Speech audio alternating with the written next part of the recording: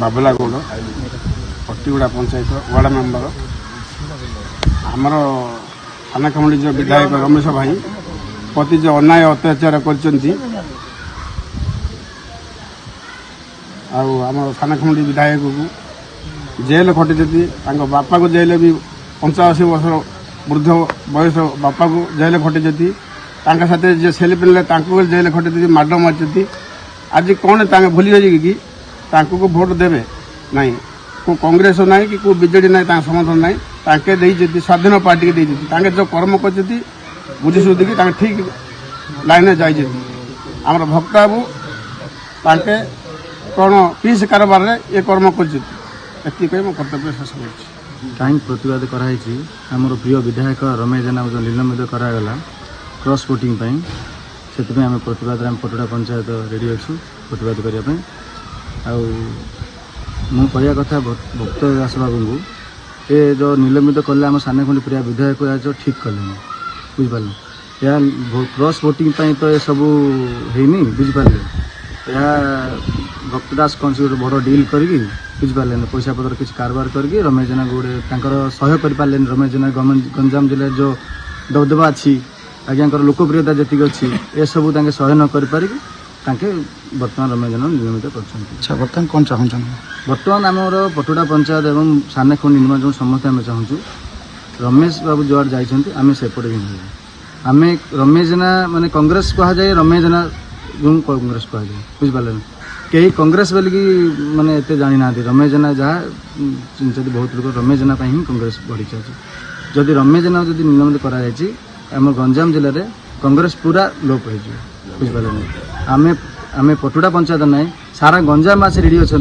रमेश जेना जो साइड रे जी समस्ते से साइड ये बहिष्कार हटा जाऊ आमर कहया कर्तव्य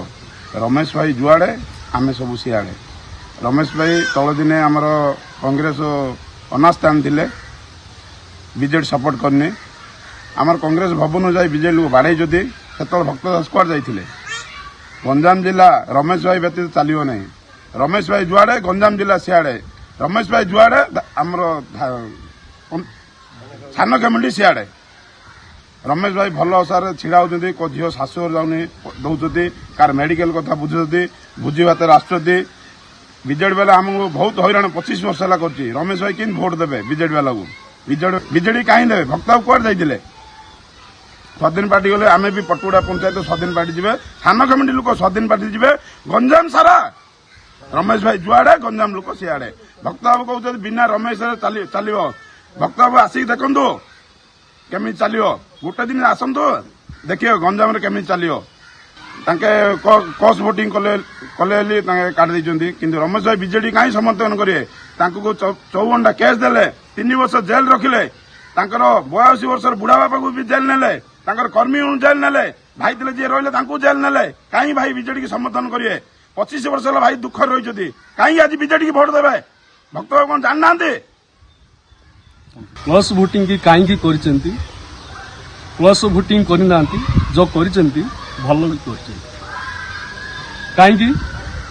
जे किंतु विगत सरकार थिला समय रे ये बीजेडी सरकार जो हैरान हरकत कर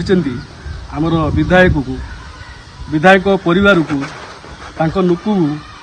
जो हैरान कर माड मारी जेल नहीं आज केमिति बीजेडी समर्थन पार्टी को भोट देले से स्वाधीन पार्टी की भोट देले मान आम चाहूँ सानखमुंडीवासी आम पटुड़ा पंचायतवासी आमर विधायक रमेश जेना जोड़ रे आम सैड कौन किसी कारबार थी जे किंतु जिते बीजेडी आमर अनास्था को सपोर्ट करना आज राज्यसभा भोट को आमर विधायक कहीं सपोर्ट गत राज्यसभा निर्वाचन रे आमर प्रिय विधायक क्रॉस वोटिंग अभियोग निलंबित करा यार प्रतिवाद आम पंचायतवासी तरफ आम गोटे साधारण सभा अनुष्ठित कर यार प्रतिवाद करुचु कौन पाई प्रतिवाद करुचु जे आमर एमएलए दीर्घ 2007 टू लोकप्रियता दिन को दिन बढ़िबार लगी ए जिनसटा आमर प्रदेश वाला से सहय कर कांग्रेस कहले ରମେଶ ଜେନାଙ୍କୁ ବୁଝାଯାଏ ଆମର ଗଞ୍ଜାମରେ ତଥା ଆମର ସାନଖେମୁଣ୍ଡିରେ ଯଦି ଏ ନିଲମ୍ବିତ ପ୍ରତ୍ୟାହାର ନ କରାଯାଏ ତାହେଲେ ଆଗାମୀ ଦିନରେ ନା କଂଗ୍ରେସ ରହିବ କିନ୍ତୁ ଜେନା ହିଁ 1 ନମ୍ବରରେ ରହିବ। ଆମର ସେ ଉଦ୍ଦେଶ୍ୟ ରହିଛି, ସମସ୍ତଙ୍କର ଦାବି ରହିଛି। ଏଣୁ ଆମେ ଏଇଠି ସମସ୍ତଙ୍କୁ ଅବଗତ କରିବା ନିମନ୍ତେ ଆମର ଭକ୍ତବାବୁଙ୍କୁ ମଧ୍ୟ ନିବେଦନ କରୁଛୁ, ଯଥାଶୀଘ୍ର ଏ ନିଲମ୍ବିତ ପ୍ରତ୍ୟାହାର କରାଯାଉ। ଯଦି ପ୍ରତ୍ୟାହାର କରା ନଯିବ ରମେଶ ଜେନା ବିଧାୟକ ଯୋଉ ପାର୍ଟିରେ ରହିବେ ଆମେ ପଞ୍ଚାୟତବାସୀ ଗଞ୍ଜାମ ଜିଲ୍ଲାବାସୀ ସେ ସପୋର୍ଟରେ ଆମେ ରହିବୁ। ଏଣୁ ସମସ୍ତଙ୍କୁ ଅନୁରୋଧ କରୁଛୁ ଯେ ଦୟାକରି ଯଦି କଂଗ୍ରେସ ବଞ୍ଚାଇବାକୁ ଅଛି ପ୍ରତ୍ୟାହାର କରିନିଅନ୍ତୁ। ଧନ୍ୟବାଦ। ବିଜେଡି ସରକାର ଆମର ପ୍ରିୟ ବିଧାୟକଙ୍କୁ ଏ ଯୋଉ ଦୀର୍ଘ 15 ବର୍ଷ ଭିତରେ ଯେତିକି ହଇରାଣ କରିଛନ୍ତି ତାର ପ୍ରତିବାଦ କରିକି ଆଜି କ୍ରସ୍ ଭୋଟିଂ କରିଛନ୍ତି ନିଜେ କହିଛନ୍ତି। କିନ୍ତୁ ଗତ ବିଧାନସଭା ହଉ କି ଆମର ସାଂସଦ ନିର୍ବାଚନରେ ବିଜେଡି ବାଲା କଂଗ୍ରେସକୁ ସହଯୋଗ କରିନାହାନ୍ତି। ଆମେ କେମିତି ସହଯୋଗ କରିବୁ? ଆମେ ତ ବିଜେପି କି ସହଯୋଗ କରୁନୁ ନା, ଆମର ସ୍ୱାଧୀନ ପ୍ରାର୍ଥୀକି ଆମେ ସହଯୋଗ କଲେ ଆମର ପ୍ରିୟ ବିଧାୟକ। ଏଣୁ ଆମେ ଅନୁରୋଧ କରୁଛୁ ଯେ ଆଗାମୀ ଦିନରେ ଯଦି ଏ ଯୋଉ ସଭ୍ୟପଦ ରଦ ଉଠା ନଯାଏ ତାହେଲେ କଂଗ୍ରେସ ନା କଂଗ୍ରେସ ରହିବ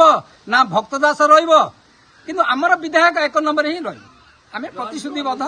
ହୋଇ ରହିଛୁ। ଦଳକୁ ତ 1 ନମ୍ବର, ତାପରେ ଯେତେବେଳେ ରାଜନୀତି ସେ ଆସିଲେ ଆମେ ତାଙ୍କର ବ୍ୟକ୍ତିତ୍ୱକୁ ଆମେ ସବୁ ପଞ୍ଚାୟତବାସୀ ତଥା ଆମର ଜିଲ୍ଲାବାସୀ ପସନ୍ଦ କରୁଛୁ। କ'ଣ ପାଇଁ? ଭଲରେ ମନ୍ଦରେ ଭୋଜି ଭାତରେ ଦରିଦ୍ର ନାରାୟଣ ସେବା ଆମେ ଯୋଉଟା ସରକାରଙ୍କ ଠାରୁ ଆମେ ଅନୁଦାନ ପାଇପାରୁନୁ, ଆମର ବିଧାୟକ ମହାଶୟ ଆମକୁ ନିଜ ପାଖକୁ ଆସିକିରି ସେ ଜିନିଷଟା ଆମର ଯାହା କିଛି ପାଖରେ ଛିଡ଼ା ହୋଇ ଆମର ସୁଖ ଦୁଃଖ ବୁଝୁଛନ୍ତି। ଏଣୁ ଆମେ କଂଗ୍ରେସ ବାଲା, କିନ୍ତୁ ବିଧାୟକ ଯୋଉ ଦିନଠୁ ଆସିଲେ ବିଧାୟକର ଲୋକପ୍ରିୟତା ଆହୁରି ଦିନକୁ ଦିନ ବଢ଼ି ବଢ଼ି ଲାଗିଛି।